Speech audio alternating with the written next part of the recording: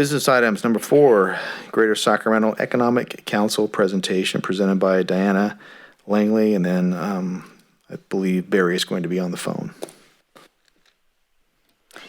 Yes. Not already. So we have a presentation from... Mayor, I'm sorry, go ahead. Okay, thank you. We have Barry Broom on the phone, who's the president and CEO of Greater Sacramento Economic Council. And so he will be giving the presentation tonight. I will simply be advancing the slides for him. And with that, Barry, if you'd like to go ahead and get started. I think, if you don't mind, my name is Steve Plow. I was asked to introduce Barry. Okay, great. I'm going to, and thank you, Mayor Harris and Council, for having us here to make the presentation. Can you hear me okay? We can, Steve. Thank you very much. It's good to hear your voice again. Okay, same here. Well, I'm, as I mentioned, I'm an original member of the GSEC, and also I'm a new business person in Yuba City. I purchased the Toyota dealership about 4 months ago, and the reason we wanted to come and talk to you, and Barry will talk to you specifically, is that GSEC is a real unique organization because of its private and public partnership. And the whole basis for GSEC is to do really 2 things. One, to attract new businesses to the region, and to hopefully retain businesses that might think about leaving the region. And it's no surprise to all of you that California businesses are continually solicited to move into other markets. I use the word region because it's not a secular market anywhere anymore. And the region, the Sacramento region, it's not just a regional market, but it's also a national market. And we clearly are much, much stronger as partners, the public and private partnership. And this has proven to be successful in other markets, and the track record for GSEC so far is absolutely outstanding. I've seen many organizations in my 40 years of doing business in the region that have attempted to do the things that we're doing now, but really with very, very little success because they don't have the resources in terms of people or dollars and so forth. And we bridge those 2 areas of concern. So with that, not to take up any more of your time tonight, if any of you have any questions or would like to talk to me about this as a private business person, you can get my personal information from Barry, and I think Mayor Harris also has the information, and you're welcome to call me anytime. And I want to mention, it is delightful being in business in Yuba City. I don't think I've come across a community that is so engaging. We've had the sheriff stop by during with this virus and all the incidents and stuff going on there, and we're off to a good start. So we're really looking forward to a long future in the area. With that, I'll introduce Barry. Barry is the president, CEO of GSEC, and he'll have a lot of wonderful things to share with you. Thank you. And thank you for having us tonight. And thank you, Steve. Welcome, Barry. Thank you, Mayor. I appreciate it. Great having Steve on the call. As you know, Barry, I don't know if maybe somebody needs to turn something off. We're getting an echo. We're getting quite an echo. Yeah, so it says the organizer can mute me. Just to mute? Just to mute your computer, please. It's just to mute your computer. Is that better? Yes. Yes. Okay, great. Hey, Barry, just one thing. I have to sign off because I'm actually in another board meeting. But again, if anybody wants to contact me, Barry has my contact information. Thanks again. Okay, great. Well, I appreciate you having me on, Mayor and Council. And, I think it's been, an exciting experience. I mean, the goal of this organization was to build a single market strategy with CEOs essentially underwriting the organization and then allowing the communities to participate at a level that was reasonable and would allow those communities to participate come rain or come shine. So during tough times, good times, the communities have a central place to plug into, partner, work, and develop. So I'll take you through, I won't make it too painful, I promise. I'll take you through a quick overview. We tend to be very technical, and I know sometimes we lose folks, but as Steve was saying, the greater Sacramento region is a single market. How that single market behaves depends upon how well we do with an investment and jobs.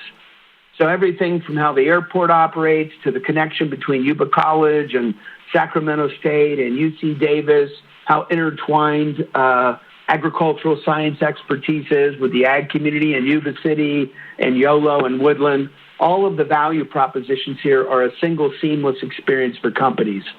And building a strategy around the market and getting everybody to engage in a set of activities that improves what we're doing competitively, and then translating that message outwardly to capital and companies and investment is our external strategy. And then internally, we take our expertise and our experiences in the marketplace, and we provide those to city managers, mayors, economic development corporations, or however the local economic development group is structured. So it's a regional model because that's how capital, people, talent, money, and income flows. And then your local model plugs into it and gets a set of resources it can't replicate on its own. So it's a little bit of a shared economy model. So I'll take you through the quick steps. It's a little troubling here. Here we go. So your first slide, we just wanted to get right down to economic impact models, because at the end of the day, the way we try to get ourselves to be evaluated is you get a return on investment as a community, and you get a set of services you can't create on your own. The kind of cachet value-added play is you get a guy like Steve Plow in the middle of your community. So Steve can be on this board hearing about all the great things in Yuba City. One of the highlights of Yuba City is you produce more of your jobs locally than any community in the region. He hears all the great things going on. So when he's ready to make an investment, he's heard nothing but great things about Yuba City. He's got a relationship with the mayor. And then, obviously, you did the rest, and he explained his wonderful experience. Just for the record, Steve's investment in the Greater Sacramento Economic Council is $1 million. So the CEOs, the 30 founders, made $1 million commitment to the organization, and then the smaller CEOs have made a $500,000 commitment. And that allows the communities to get all these services for a fraction of what the cost would be. So just to show a little bit about how money moves to the economy on direct, indirect, and induced impacts, if you go to the next slide. So one of the things that basically hurts our community is we're a government town. So a lot of times people get frustrated when I say publicly, and I do from time to time, I don't want us to be a government town. I want us to be the state capital of California. If you look at government, it produces 0.2 jobs. So there's not a supply chain or a set of software engineers that are helping the government. It's a direct job impact. And when too much of your economy is dependent on it, which is what's been historically problematic for our region, the overall economy doesn't grow quickly, efficiently, productively. So our job is really to build an industry model, food and ag, financial tech, life sciences, biotech, high-tech manufacturing. These are industries. And the community's behaviors around those industries, when we're successful with a company like Centene, it throws off 4 jobs in the region. If you're sitting on government, the government barely throws off 0.2 of a job. So the more industry focused we are, the better those jobs are to local people, right? They go to residents, they open up restaurants, they're able to help with salons, they can help a car dealer, they can help a grocery store. And the more dynamic the economy is, the higher the incomes are into those local service economies. So that's the trick. You're involved in Greater Sacramento Economic Council for services and a return, and we work on a set of behaviors that aren't typically able to be produced by a city or an EDC. And then as those behaviors increase and get better, you get more Centenes, you land Major League Soccer, Aggie Square at UC Davis is going to be a very powerful economic player for the region, including out to Yuba County, Yuba City, and Sutter County. You get a healthier and a stronger economy. So if you move to the next slide, This is the other reason why you work regionally. You're the highest producer of your own local jobs. So as you can see, you basically produce 35% of your jobs. Some communities produce only 18%, some 23%, some 25%. Most communities rarely produce more than 25% of their economy. So what goes on in the region is really driving Yuba City's economic health, and it's driving the health of your residents. So when a Yuba City resident goes to work at Centene or goes to work at a digital company that came into the community, goes to work at a high-tech manufacturer, they bring that income back to Yuba City. But not all the jobs for Yuba residents can be in Yuba City, and that's one of the reasons why you work in a regional market. The other thing very interesting is 29% of the jobs in Yuba City are not even in the region.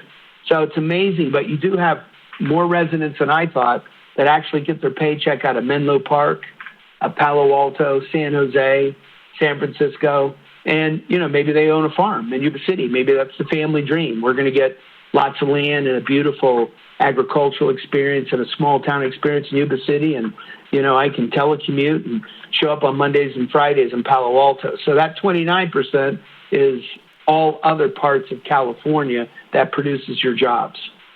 Next slide, please.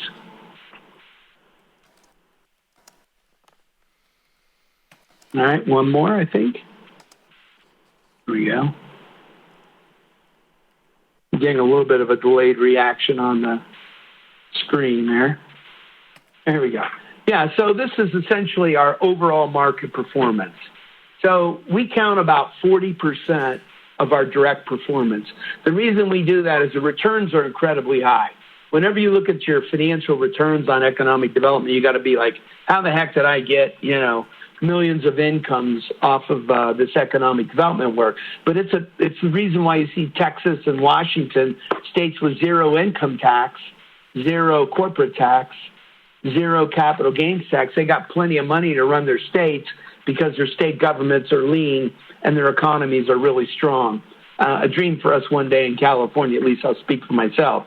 So as a region, we produce 14,000 jobs, and you can see just local tax revenues are about $76.5 million, and the total community local government revenue for the last 5 years has been $4.5 million. That also throws a lot of income up into the state. So the state collects $129 million on that. The local governments collect $76 million. So it's lucrative for communities if they do it right and build a really strong economic model. Next slide, please. So the other thing, too, is, we're heavily metric. So one of the things, when a CEO puts $1 million into an organization like Steve, they pay a lot of attention to the financials. So we're a very heavily analytically driven organization. We put $250,000 just in analytics. So if you look at Yuba City, Yuba County, Sutter County, all combined regionally, your EDC, you have access to a $250,000 platform that you couldn't create on your own because it's a shared economic model between the CEOs and the community. And then the returns are pretty strong, 9-to-1 on local investment. And this is an algorithm that just basically tracks labor markets, where do people live, where do people work, when a company lands X. So it's a conservative data point, but as you can see, in addition to the services, you get paid back for the investment in the organization. Next slide, please.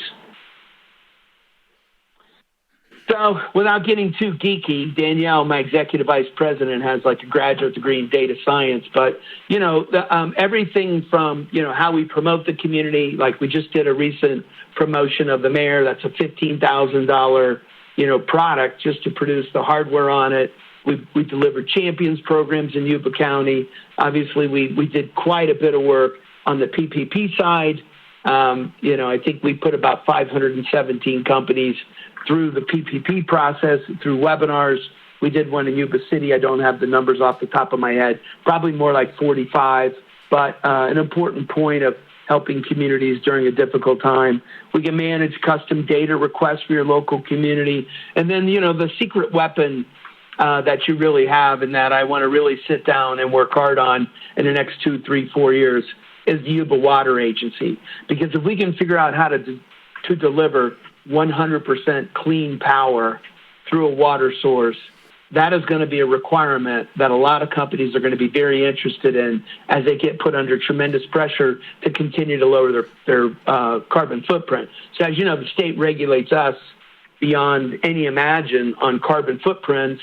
That's now translating to companies like Amazon, Google, even Bear Crop Science. A lot of these big companies are building plans to where they don't produce any carbon and they're carbon neutral.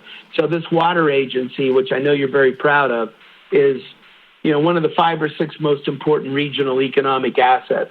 I would put the Yuba Water Agency only behind UC Davis, Sac State, the community college system, and maybe the airport, maybe one other thing. So it's very powerful, and it has a chance to be a lot more dynamic for the community than I think anybody realizes, including folks at the agency. Next slide, please. So one of the questions I get is, how do we work with local economic development groups? So you have an EDC, and it's important that you have somebody on the ground doing the work.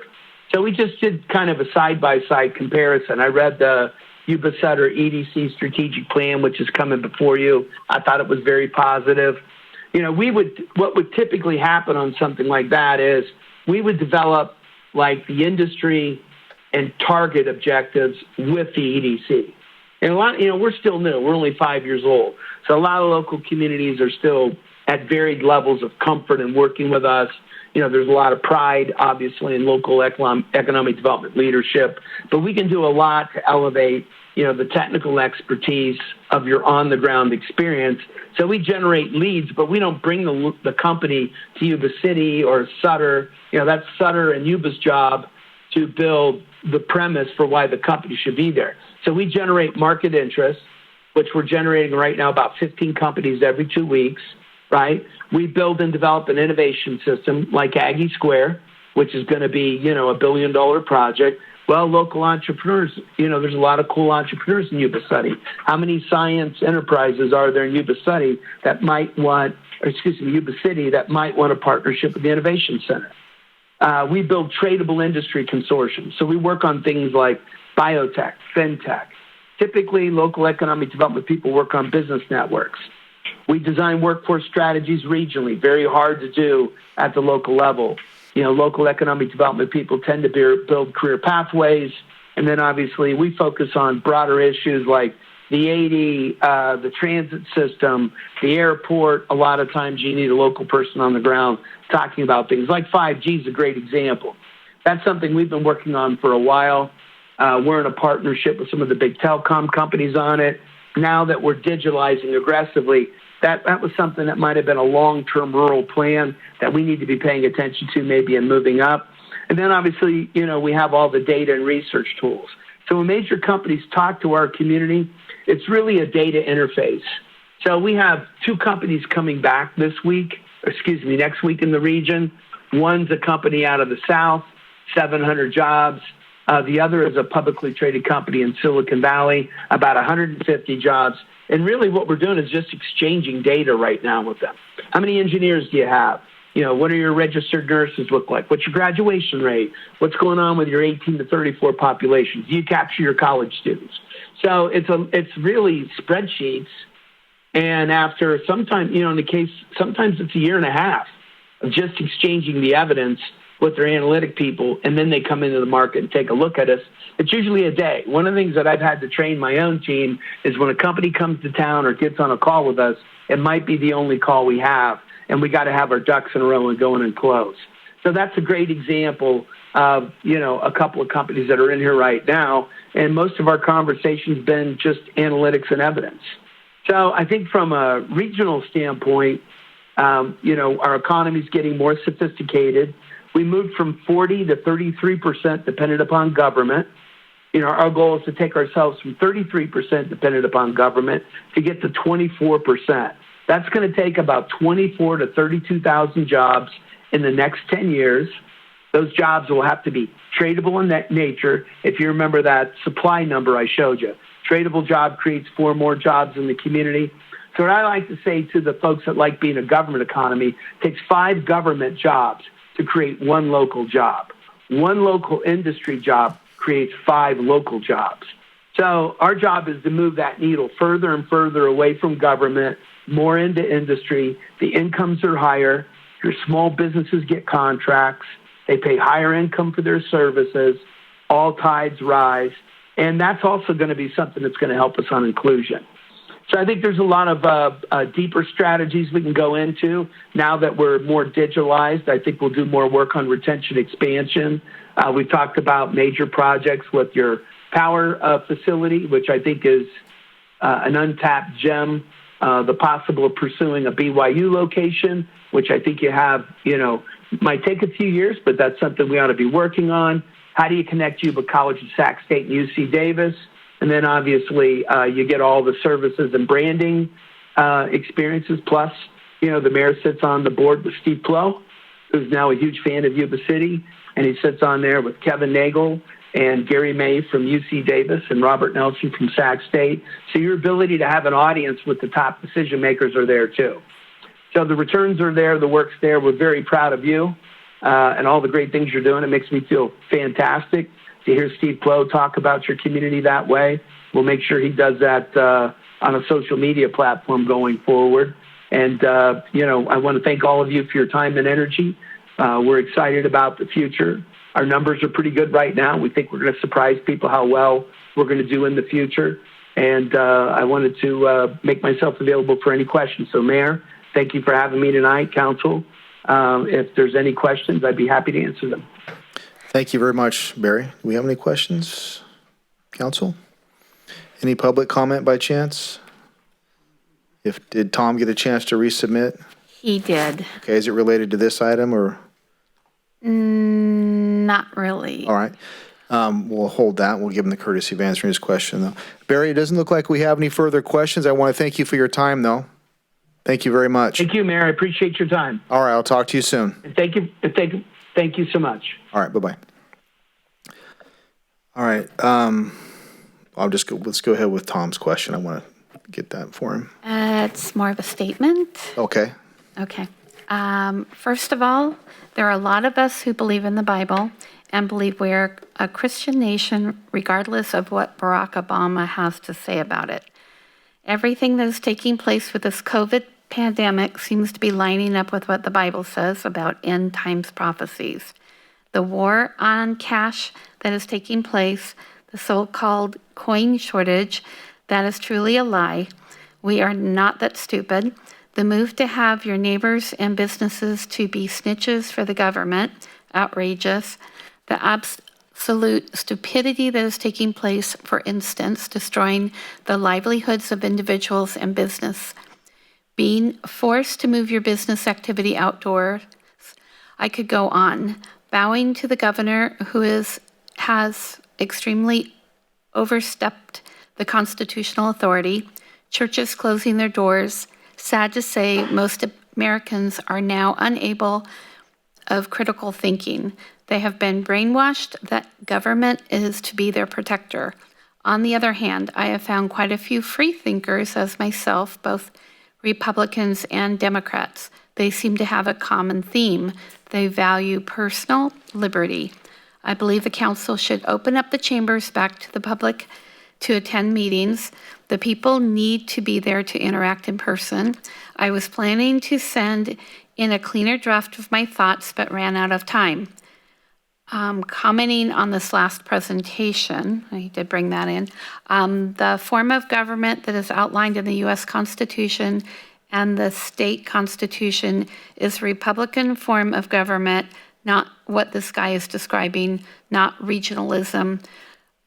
Public-private partnerships is fascism. Government has seriously overstepped their role. All right, thank you very much. Are there any more? No. All right.